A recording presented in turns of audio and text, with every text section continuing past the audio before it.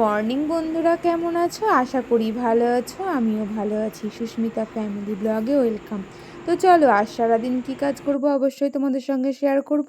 Please তোমরা সাথে থেকো, পাশে থেকো। সকাল সকাল একেবারে আমার খাবার বানানো হয়ে গেছে, কারণ সকাল আর নেই, অনেক বেলা। এদিকে আমরা তিনজনে কিন্তু একসাথে খেতে বসে পড়েছি। একেবারে সমস্ত কিছু কাজ সেরে গুছিয়ে ওই বাড়ির জন্য রেডি হয়ে গেছে। এই যে আমার অশ্মিও রেডি হয়ে গেছে। আমি, অশ্মির বাবা তিনজনেই যাব।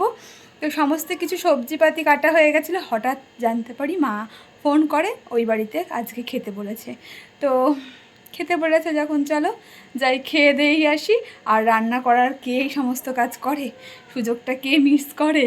তো ওই বাড়িতে গিয়ে আবার দেখা হচ্ছে। এখনকার মতন টাটা। একেবারে ওই বাড়ি গিয়ে অশ্মি কিন্তু রান্নাঘরে চলে গেছে, কি রান্না হয়েছে সেটাই শেয়ার করতে। তো চচ্চড়ি হয়েছে, মাছ হয়েছে, মাটন হয়েছে, টক হয়েছে, আলু উচ্ছে ভাজা হয়েছে। তখনও কিন্তু আমরা ঘরের মধ্যে বসেছিলাম, গল্প করছিলাম, তখন কিন্তু আমরা খেতে যাইনি। তারপর সবাই মিলে একসাথে খেতে চলে এসেছি। এই যে সৌম্য বসে পড়েছে আমার পাশে, যেটাতে দেখে অশ্মি হিংসে করে। তো এদিকে অশ্মির বাবা বসেছে, ওদিকে আমি আর সৌম্য বসে পড়েছি। তো অশ্মি এই যে খাচ্ছে, অশ্মি কিন্তু ক্যামেরাটা ধরেছিল। তারপরে নিয়ে এসেছে মাটন। হ্যাঁ, মাটনটা একটু খেয়েছি, বরমশাই জোর করে দিয়েছে। আর অশ্মি তো খায় না, একদমই খেতে চায় না, বাড়িতে হলেও জোর করে খায়, ওখানে একটুখানি খেয়েছিল। তারপরে একটু গল্প করার পরে একটুখানি দই নিয়ে সবাই মিলে বসেছিলাম, দই খাচ্ছিলাম আর গল্প করছিলাম। তো আমি একটু বসে দাঁড়িয়েই খাচ্ছিলাম, অনেকটাই ভাত খাওয়া হয়ে গেছিলো। তারপরে একটু রেস্ট নিয়েছিলাম, রেস্ট নিয়ে বেরিয়ে গেছিলাম অশ্মির জন্য রাখি কিনতে। তারপরে এখানে একটা ঝুলন হয় খুব সুন্দর, সামনে দিয়ে যাচ্ছিলাম, তার জন্য দেখলাম কি অপূর্ব, দেখো সুন্দর, সত্যিই খুব সুন্দর এখানে ঝুলন হয়। তারপর বললামই তো রাখি কিনতে যাব। তো রাখি কিনতে চলে এসেছি একেবারে। তো অশ্মি কী রাখি পছন্দ করে দেখি, তারপর সেই রাখিগুলো নেব।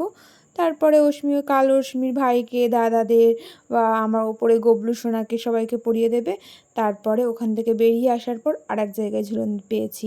তো কত বাচ্চারা আগে দেখতাম পুতুল সাজাতো, কত সুন্দর সুন্দর সাজতো।